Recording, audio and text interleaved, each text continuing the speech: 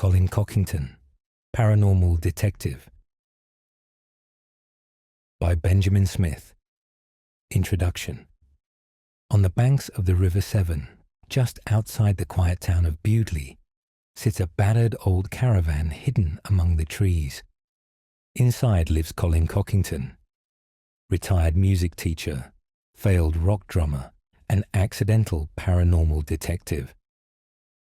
Colin doesn't hunt ghosts. He listens. Joined by Lucy, his former student and quiet guide, Colin helps the forgotten, the restless, and the unresolved find their way forward, one strange case at a time. These are not stories of monsters or jump scares. They are stories of places that remember, people who linger, and the spaces in between. This is Colin Cockington, Paranormal Detective. Chapter 1. The River That Keeps Its Own Time. Colin Cockington had not planned to end up living in a caravan by the River Severn. Life, as it tended to do with Colin, simply carried him there. He often said rivers understood him better than people. Rivers didn't rush you. They didn't ask awkward questions. They didn't care if you'd once been on the brink of greatness and slipped sideways instead of forward. They just kept going, quietly confident, doing what they'd always done. The Severn suited him perfectly. By the time Colin parked the caravan on the edge of his small patch of woodland just outside Bewdley, he was 51 years old, unemployed, unmarried, slightly overweight, and in possession of exactly one mug that didn't leak, and a kettle that only worked if you leaned on the plug. He thought this was progress. Colin had grown up in the late 60s believing, with total certainty, that music was the most important thing in the world. Not fame, though he wouldn't have turned it down, but music itself. Rhythm, timing, the space between the beats. He became a drummer because, even as a boy, he could hear patterns other people missed. While other kids banged away at school instruments like they were punishing them for something, Colin listened. He learned when to strike, when to wait, and when to let silence do the work. By 19, he was good. By 21, he was frighteningly good. The band came together in a damp rehearsal room above a carpet shop in Birmingham. 4 lads, too much hair, too much confidence, not enough money. They played late nights, early mornings, anywhere that would give them beer and a plug socket. They were, for a brief and dangerous moment, nearly someone. Colin wrote rhythms that made people move without knowing why. He also wrote songs, melodies that slipped into your head and stayed there tapping gently, like they belonged. The record deal hovered. The arguments crept in. Egos inflated. Words were said that couldn't be unsaid. And then one night, it simply collapsed. No dramatic punch-ups. No final gig. Just silence. The band drifted apart, except for the bitterness, which stayed firmly aimed at Colin for reasons he never fully understood. He tried calling. He tried letters. Eventually, he stopped trying. Life happened instead. Teaching came next. Music, obviously. Colin was an excellent teacher, though no one could quite explain why. He didn't talk down to students. He talked with them. He treated 14-year-olds like people rather than problems. He understood frustration, failure, and the strange pressure of having something inside you that needed to get out.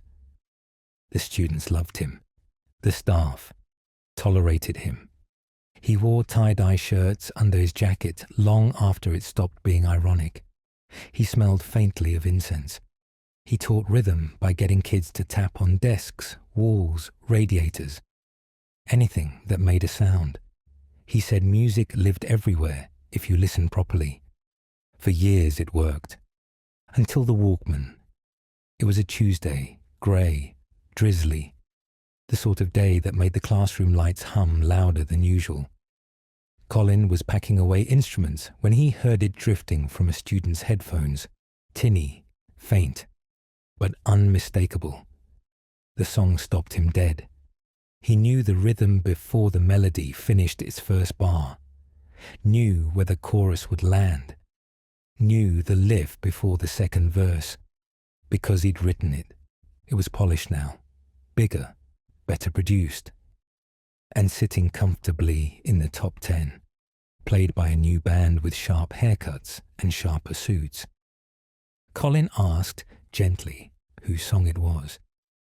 The student told him. Colin smiled, nodded, and finished the lesson.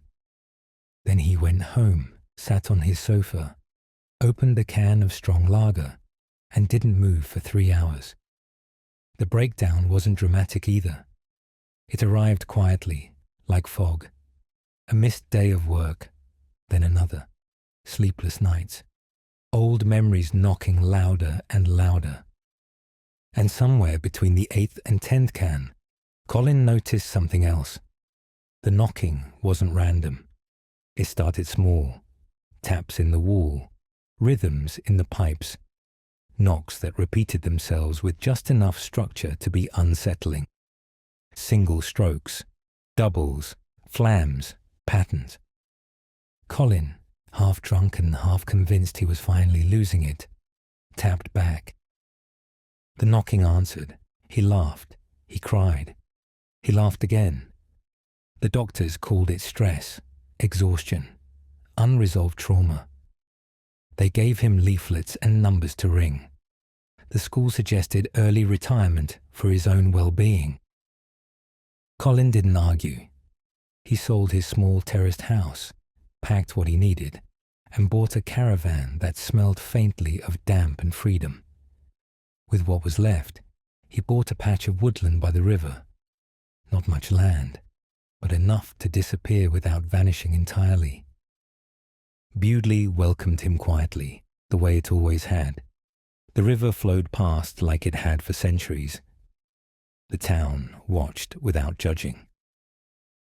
Colin parked the caravan, put up a wind chime that never quite sounded in tune, and declared the place home. He called it the Cosmic Caravan. People started turning up not long after. At first it was accidental. Walkers asking for directions. Fishermen making conversation. Pub regulars who'd heard there was a bloke by the river who'd had a funny turn but was harmless enough. Then came the stories. Strange noises in old houses. Cold spots. Knocks in empty rooms. Footsteps that followed familiar rhythms. Colin listened. He always listened. He never claimed to have powers, never promised answers. He just asked questions, drank tea, ate far too much Chinese food, and tapped rhythms on tables while people talked. And somehow, usually by luck, sometimes by timing, and occasionally by something he refused to name, things worked themselves out. Doors opened, secrets surfaced, peace returned. Colin always landed on his feet. He didn't notice Lucy watching at first. She'd been one of his students, a bass player, quiet, observant. She understood timing too, not just in music, but in life. She knew when to step in, and when to nudge rather than push. She knew things Colin didn't.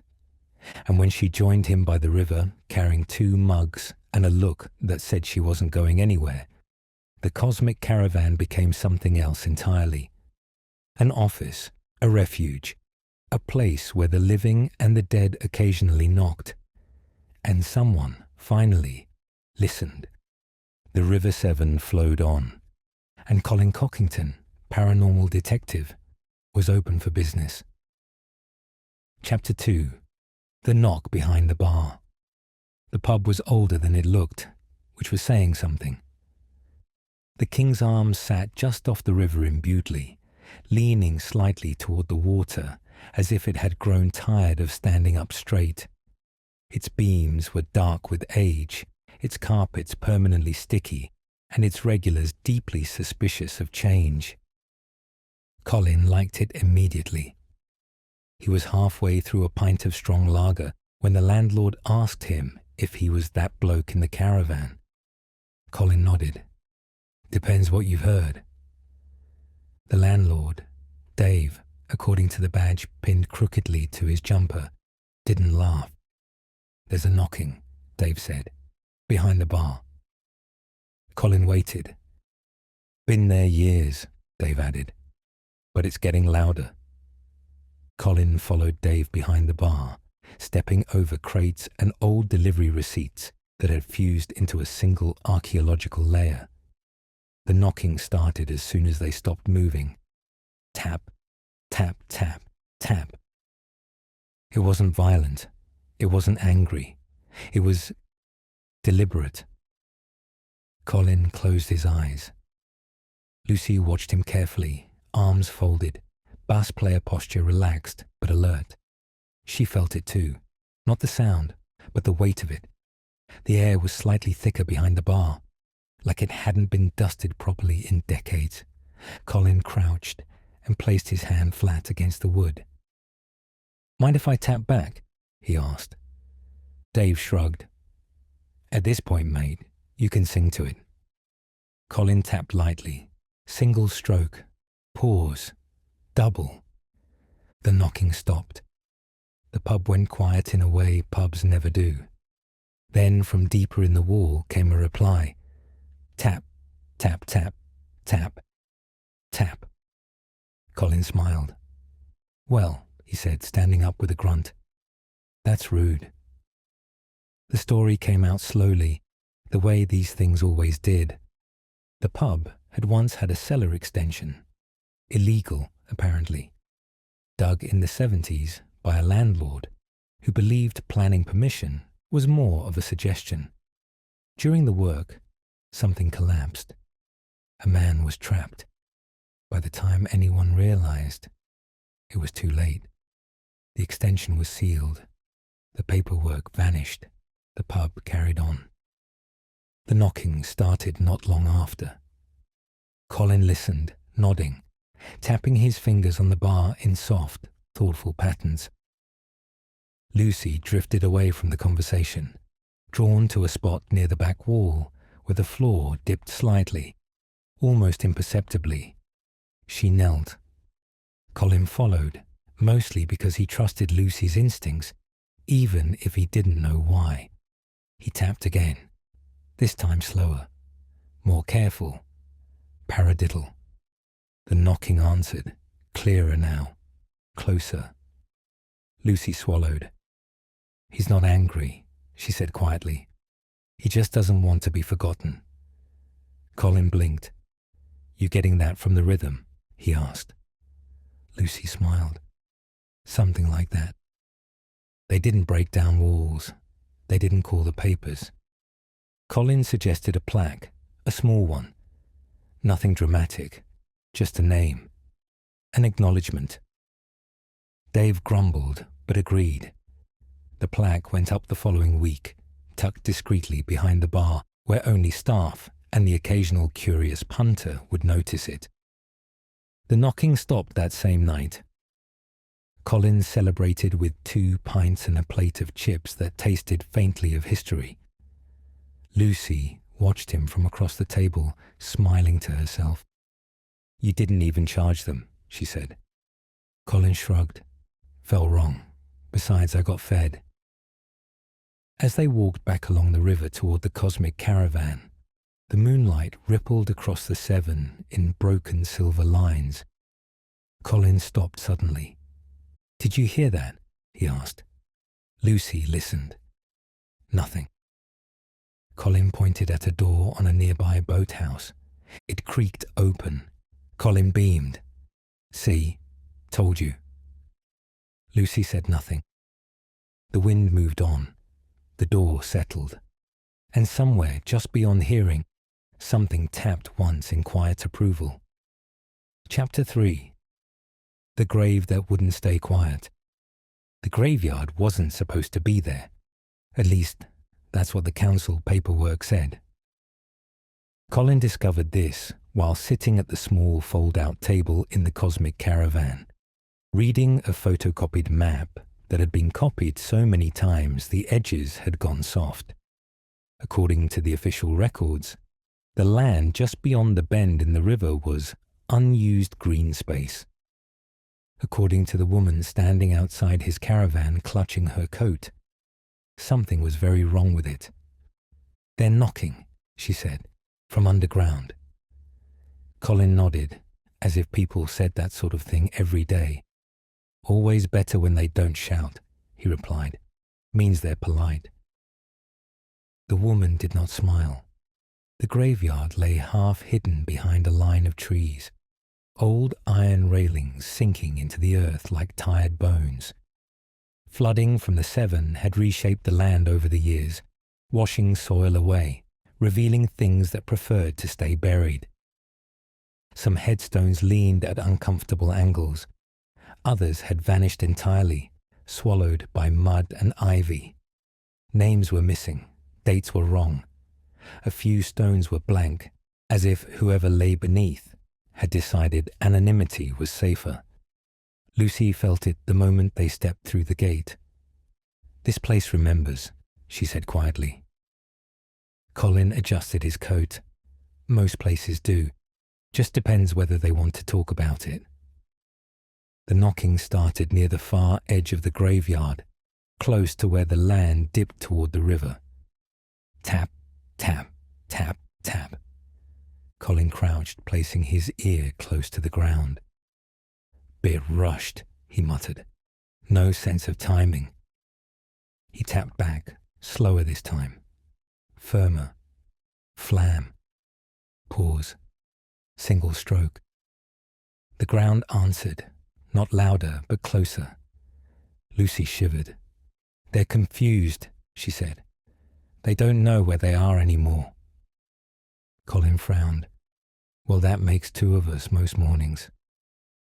The truth, when it emerged, was depressingly familiar. The graveyard had been unofficially closed decades ago.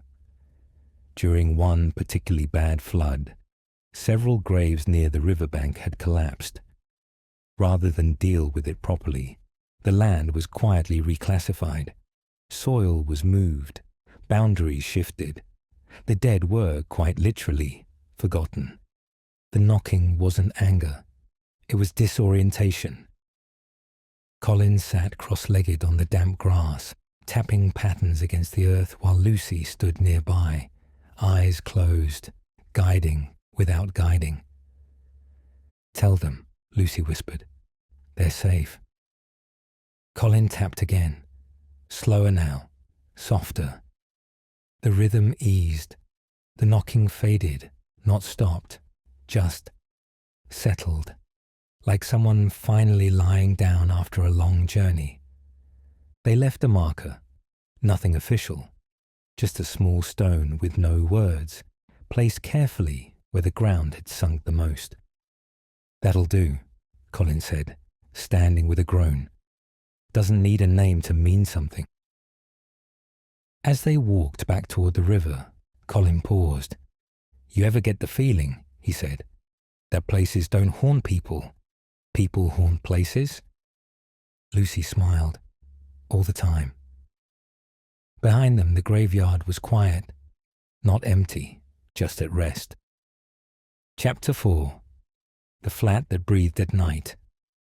The council flat was built in the 70s, which meant it had been constructed quickly, cheaply, and with a confidence that now felt wildly optimistic. Colin stood in the narrow hallway, staring at wallpaper that had given up decades ago. "Walls like this," he said, tapping lightly. "They remember arguments." The woman who'd called him Mrs. Harris did not appreciate the observation. "It breathes," she said, "at night." Lucy glanced toward the bedroom door. She hadn't said a word since they arrived, but her shoulders were tense in a way Colin recognized.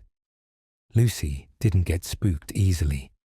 The flat smelled of damp, old cooking oil and something metallic underneath it all, like coal coins.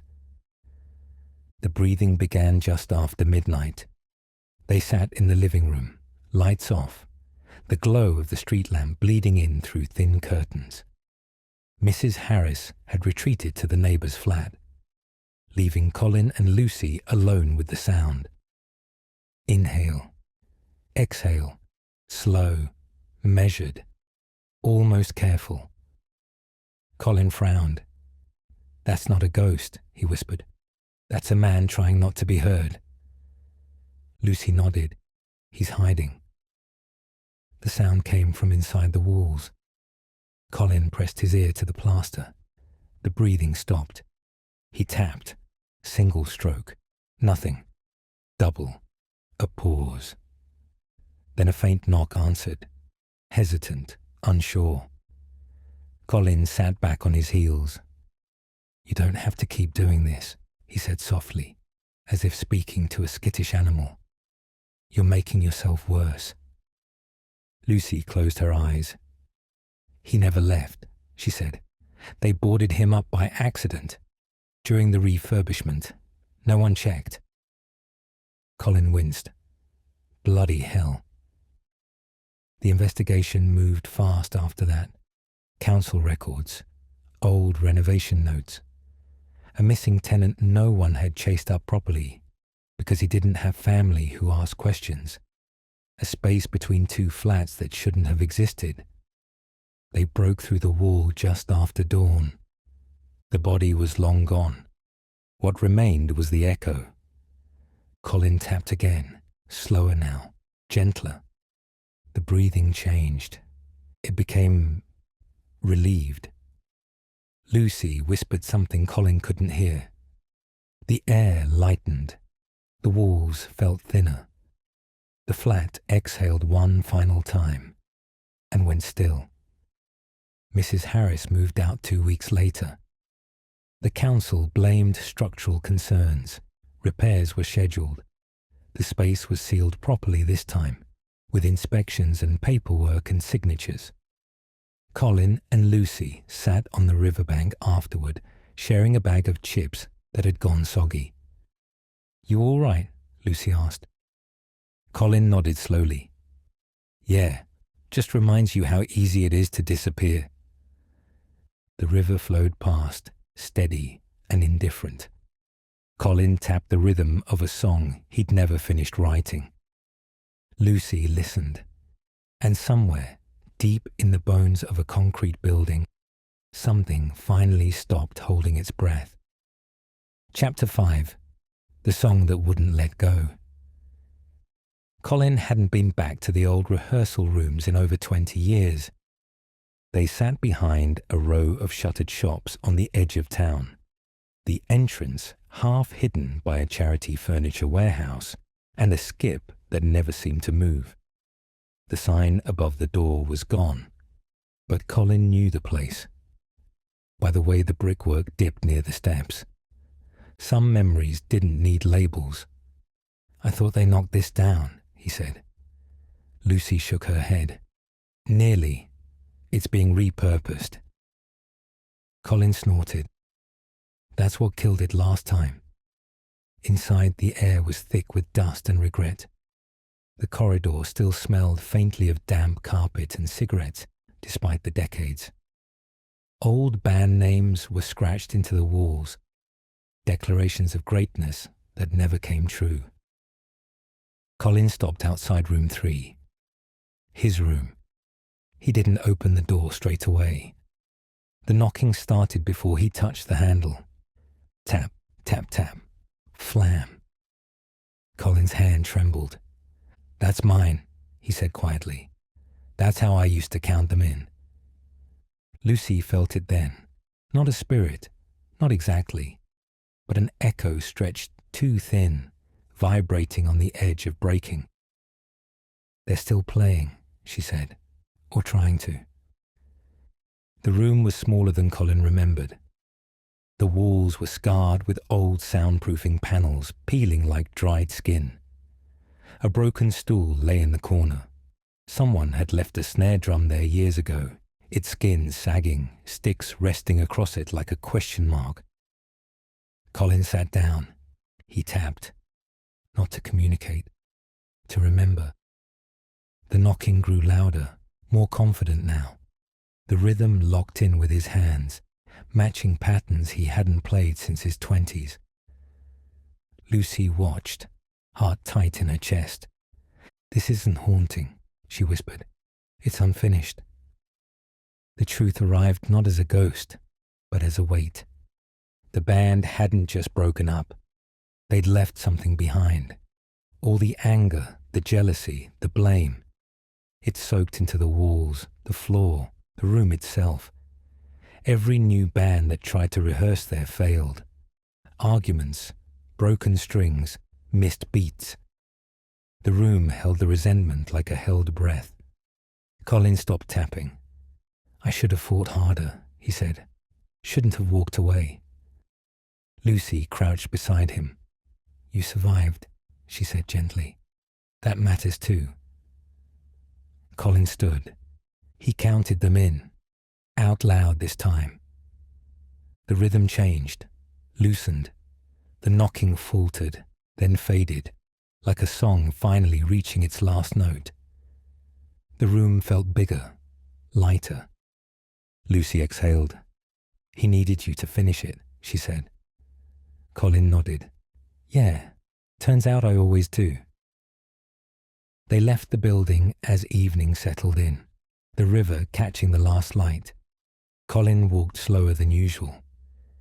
"You ever think," he said, "that some songs aren't meant to make you famous, just meant to get you through?" Lucy smiled. "I think that's most of them." Behind them, room 3 was quiet for the first time in decades. Not empty, complete. Chapter 6. The lock that counted back. The canal ran quieter than the river. Where the Severn moved with confidence, the canal seemed to hesitate, as if unsure whether it was still needed. The water lay dark and still, broken only by slow ripples and the occasional swirl of leaves caught where they shouldn't be. Colin liked it immediately. "Canals listen," he said, hands in his pockets. "Rivers talk over you." Lucy glanced at him. "That might be the lager talking." "Possibly," Colin agreed. The lock sat just beyond a bend, stonework worn smooth by hands that no longer came. Moss crept down its sides, and the wooden gates bore the scars of decades of use. Grooves, dents, stories. The knocking had been reported by boaters. Not loud, not threatening, just counting. Tap, tap, tap, tap, tap, tap. Always the same, always in reverse. Colin crouched by the edge of the lock, peering into the dark water. "Well, that's unsettling," he said cheerfully. Lucy felt the presence immediately. Old, methodical. Patient in a way only work makes you. "He's waiting," she said. "He always counted down. End of the day. End of a job." Colin nodded slowly. "Lockkeeper." Lucy blinked. "You didn't even ask." Colin smiled. "Everyone's got a rhythm." The story was written into the stone if you knew how to read it. A lockkeeper decades ago. Diligent, reliable, liked things done properly. He'd fallen in, slipped on wet stone late one evening, no one around to hear. The canal had kept him. The lock had kept working without him. The counting never stopped.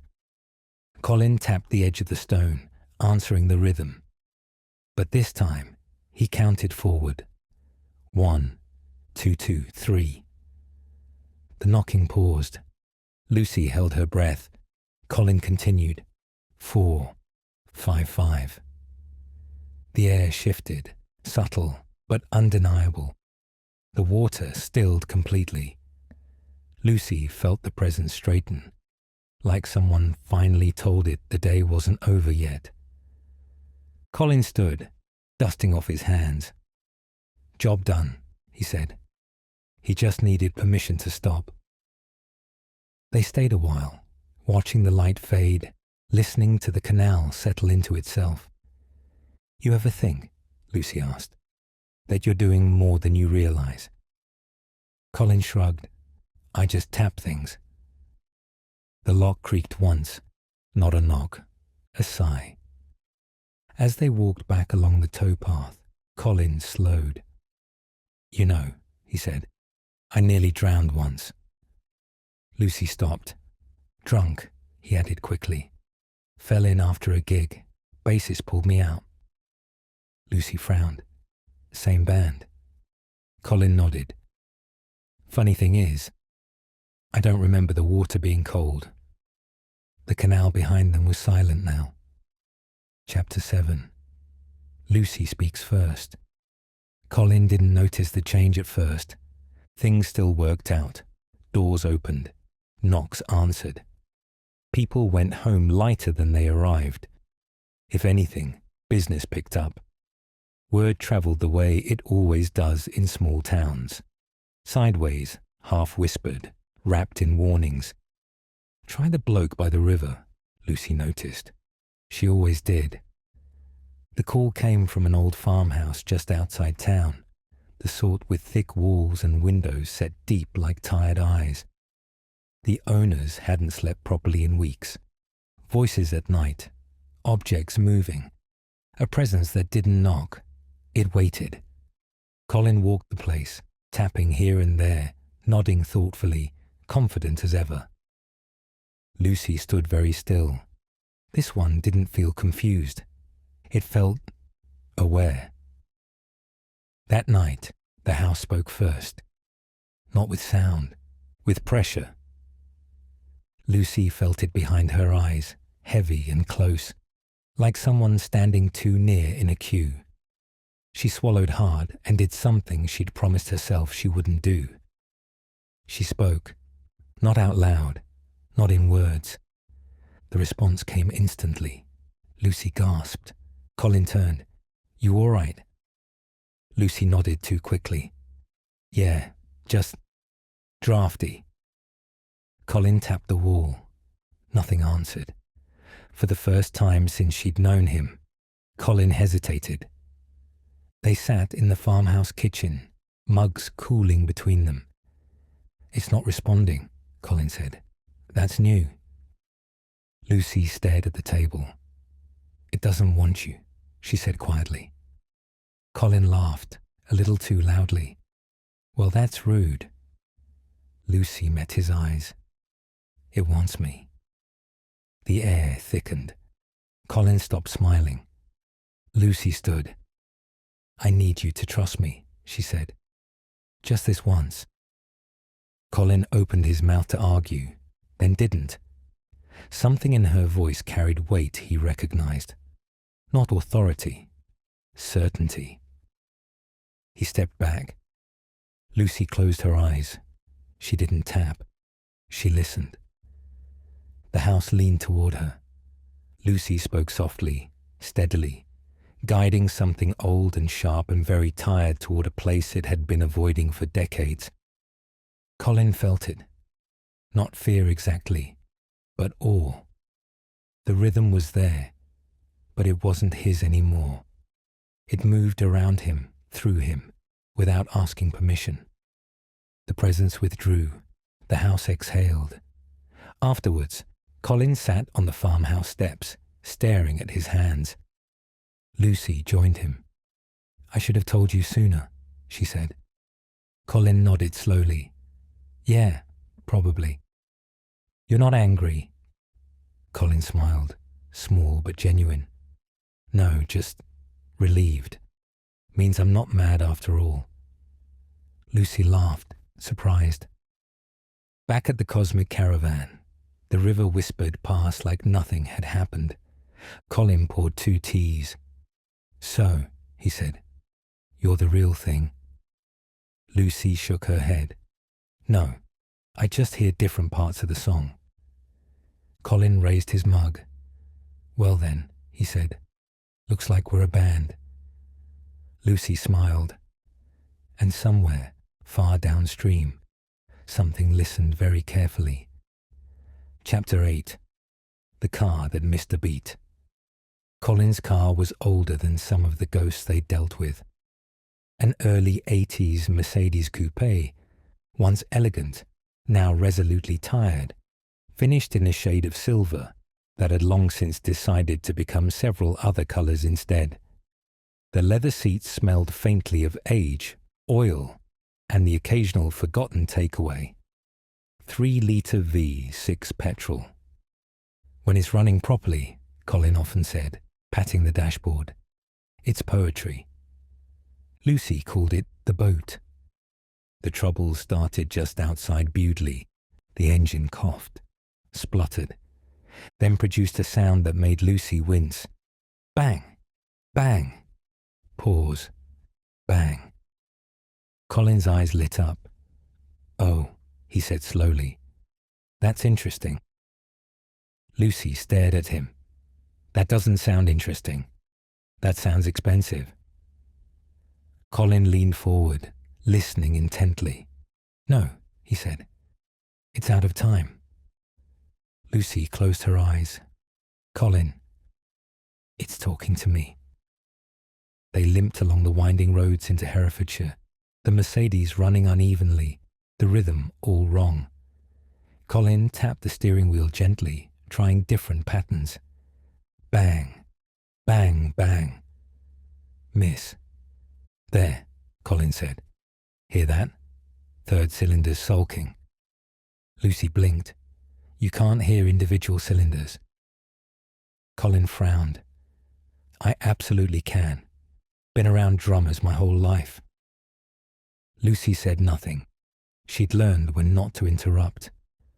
The castle rose ahead of them, grey stone catching the afternoon sun. English heritage signage stood neatly at the entrance, modern and apologetic. The caretaker met them in the courtyard, keys jangling, face drawn. It's the kitchen, he said. The old one. Pots and pans. Every afternoon. Same time.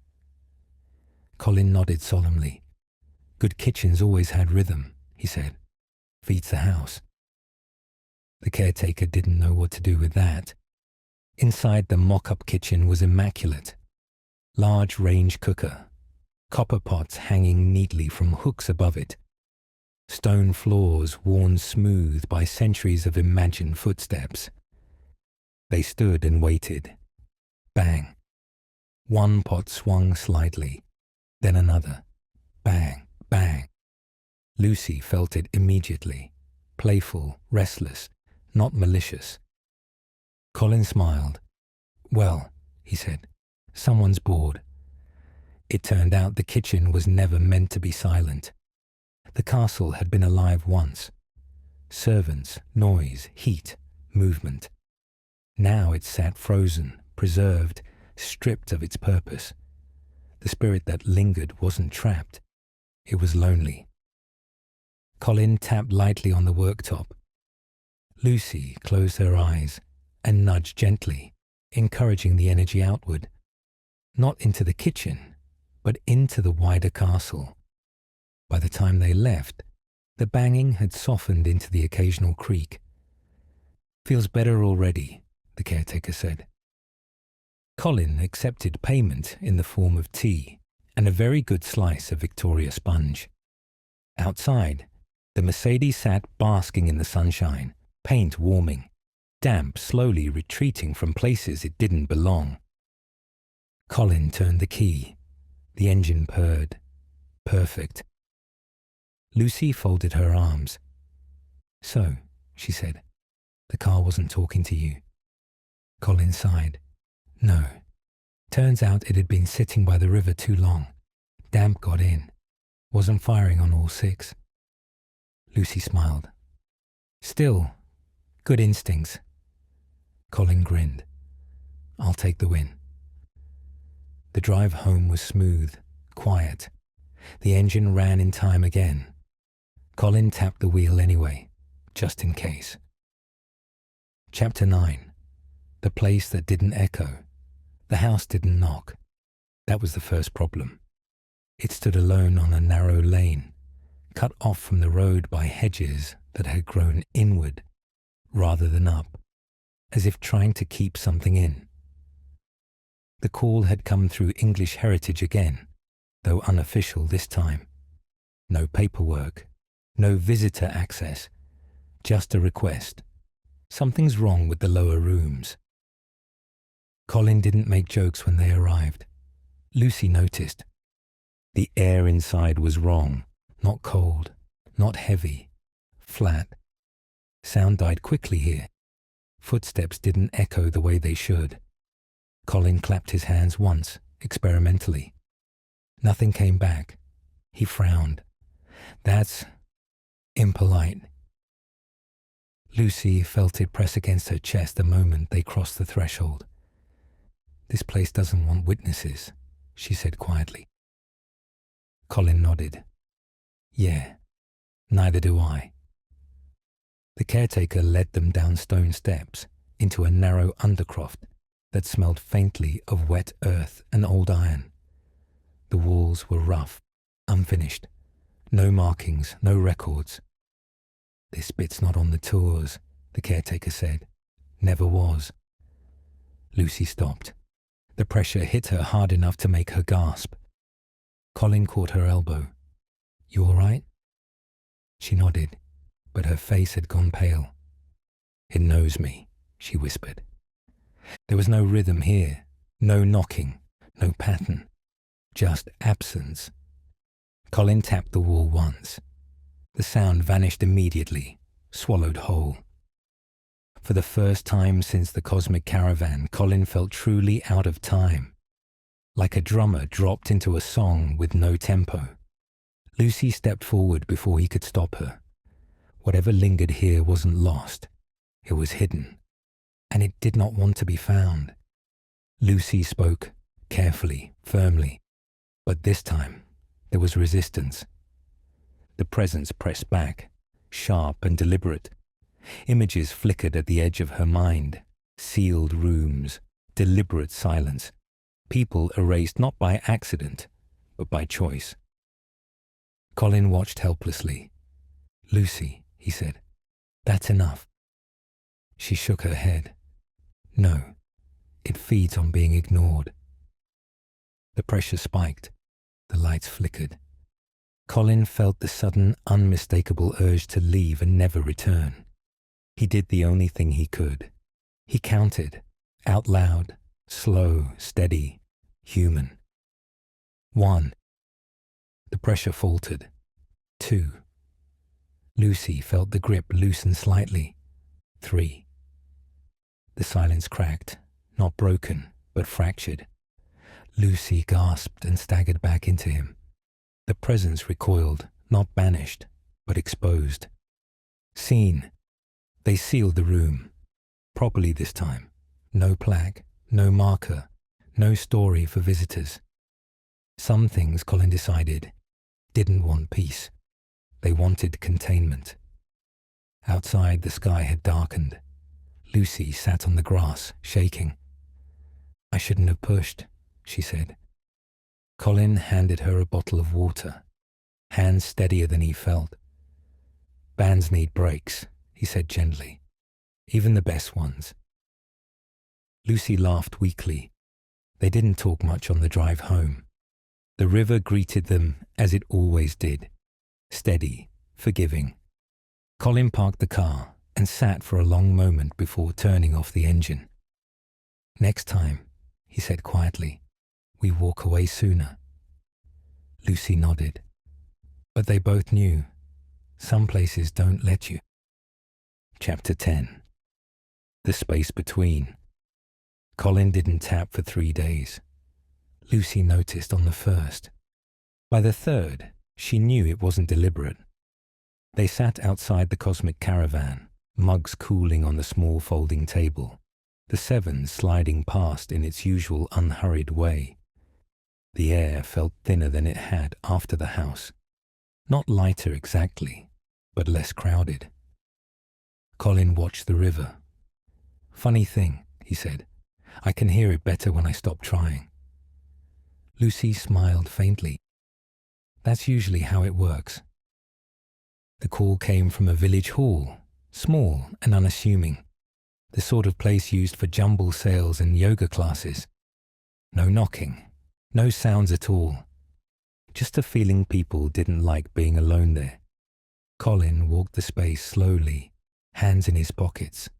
No tapping, no counting. He simply waited. Lucy stayed back, curious. For the first time since they'd met, Colin wasn't trying to interpret. He was receiving. The hall wasn't haunted. It was held. Old grief clung to the beams, not sharp, not active, just lingering, like perfume left too long in a coat. Funerals, meetings, goodbyes repeated until the walls absorbed them. Colin stopped near the stage. "It's tired," he said quietly. Lucy's eyebrows rose. "You're not guessing." Colin shook his head. "No, I just know." He closed his eyes, didn't tap, didn't speak. He imagined stepping back, making room, the way Lucy did. Not pushing, not pulling, just opening a door and standing aside. The pressure eased. Lucy felt it immediately. "You're doing it," she whispered. Colin smiled without opening his eyes. "Yeah, don't ask me how." They didn't perform a ritual. They didn't mark anything. Colin suggested curtains be opened more often, lights left on longer. Music played, not loudly, just enough to remind the space it was still used. When they left, the hall felt neutral, at ease. Lucy watched Colin as they walked back to the car. "You're learning," she said. Colin shrugged, nickel and diming the universe. That night, back by the river, Colin dreamed without sound. No knocks, no rhythms, just images, places easing, doors settling, air moving where it had been stuck. When he woke, he didn't feel drained. He felt aligned. Lucy made tea. "You okay?" she asked. Colin nodded. "I think I've been too loud my whole life." Lucy smiled. "Most people are." The river flowed on. Colin listened, and for the first time, something listened back. Not to his rhythm, but to his silence. Chapter 11. The Song They Took. Colin heard it in the supermarket. That was the thing that finally broke him. Not the radio, not a chart show, not even a pub jukebox where he could pretend it was coincidence. It came from a tinny ceiling speaker above the freezer aisle, playing softly between adverts for oven chips and multi-buy washing powder. The song. His song. Colin stood still, one hand on the handle of a chest freezer, listening as the chorus drifted past, polished, confident, sung by someone who'd never lost sleep over it. Lucy found him there 10 minutes later. He hadn't moved. They didn't take a case that week. Colin said he was busy, which Lucy knew meant he was avoiding something by standing very still. He sat by the river more than usual, staring across the water like it might carry answers downstream if he waited long enough. "They've made money off it," he said eventually. "Tours, vinyl reissues, bloody documentaries." Lucy said nothing. "They cut me out," Colin continued. "Signed it off without me, not even a phone call." He laughed once, hollow. Turns out ghosts aren't always dead. That night, the cosmic caravan felt smaller. Colin dreamed of the rehearsal room again. But this time, the song played without him. The rhythm was there, but empty. The beat landed wrong, like it didn't know where to sit anymore. He woke with his heart racing. Lucy was already awake. "It's calling you," she said softly. Colin rubbed his face. "I'm done chasing it." Lucy shook her head. "No, it's chasing you." The place wasn't a castle or a pub or a graveyard. It was a studio. Modern, clean, expensive. The band, his band, were recording a heritage session. One last run-through. Nostalgia bottled and sold. Lucy felt the pressure as soon as they crossed the threshold. This wasn't haunting. This was resentment with nowhere to go. Colin didn't tap. He didn't listen outward. He listened inward, to the space the song had left behind in him. The presence gathered slowly, thickening around the drum booth. Not violent, just furious in a way only betrayal can be. Lucy stepped in quietly, holding the edges. "They never finished it properly," she whispered. "They never let it rest." Colin nodded. "No," he said. "They never credited where it came from." The studio lights flickered. The sound system crackled. The song began to play back, warped, timing off, vocals drifting just behind the beat. The band froze. One of them, older now, greyer, turned slowly. "Colin," he said. Colin didn't answer. He simply stood there, calm, still, and present. The song faltered, then stopped. Silence fell like a held breath. Lucy felt it release. Not forgiven, not forgotten, but acknowledged. The pressure lifted. They didn't get an apology. They didn't get royalties. But the song was pulled. Quietly, no explanation. Colin watched the river that evening, lighter than he'd expected to feel. "You all right?" Lucy asked. Colin nodded. "I didn't need it back," he said. "I just needed it to stop pretending it wasn't mine." Lucy smiled. "Some things only haunt you until you face them." The river moved on. The song finally did too. And Colin Cockington, Paranormal Detective, slept without music for the first time in years. Chapter 12. The river keeps going. Nothing happened for a while. No calls, no knocks, no shadows leaning in where they shouldn't. The cosmic caravan sat by the river, exactly as it always had. Smoke from the kettle drifting up into the trees, the Severn carrying on with its patient business. Colin didn't mind the silence. He'd learned it wasn't empty.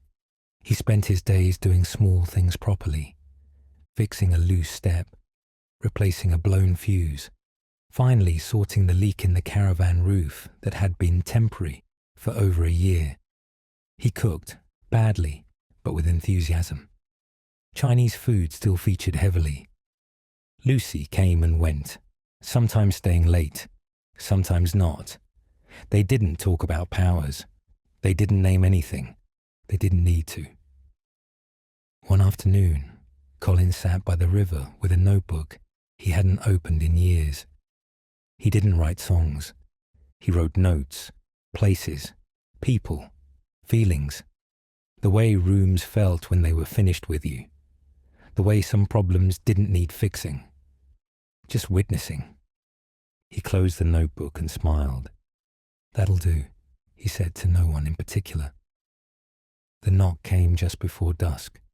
Not on the caravan, on the air. Lucy felt it first. She looked up from her mug, eyes sharp. Colin felt it second, not as rhythm, not as sound, but as a gentle pull, like someone waiting politely at the edge of a conversation. He stood. "I've got this," he said. Lucy watched him go, a quiet pride in her chest. Colin walked down to the riverbank, stopping where the water slowed and pooled, reflecting the sky in soft greys and golds. He didn't speak. He didn't tap. He simply stood and made space. The presence lingered, not lost, not angry, just unsure. Colin nodded once. "It's all right," he said softly. "You can go now, or stay. Either way's fine." The air shifted. The river rippled. Something eased. When Colin returned, Lucy was smiling. "You didn't even ask what it was," she said. Colin shrugged. Didn't feel like it needed a name. They stood together, watching the light fade. "You know this isn't a retirement hobby," Lucy said gently. Colin laughed. "Yeah, I know." Later, as night settled in, Colin hung a small sign by the caravan door, handwritten, slightly crooked. Colin Cockington. Paranormal Investigations. Listening first. Lucy raised an eyebrow. Business hours. Colin grinned. When needed. The River Severn flowed on, carrying old stories, new ones, and everything in between. And on its banks, in a battered caravan filled with mugs, notebooks, and just enough hope, Colin Cockington finally felt like he was exactly where he was supposed to be. Open, listening, ready.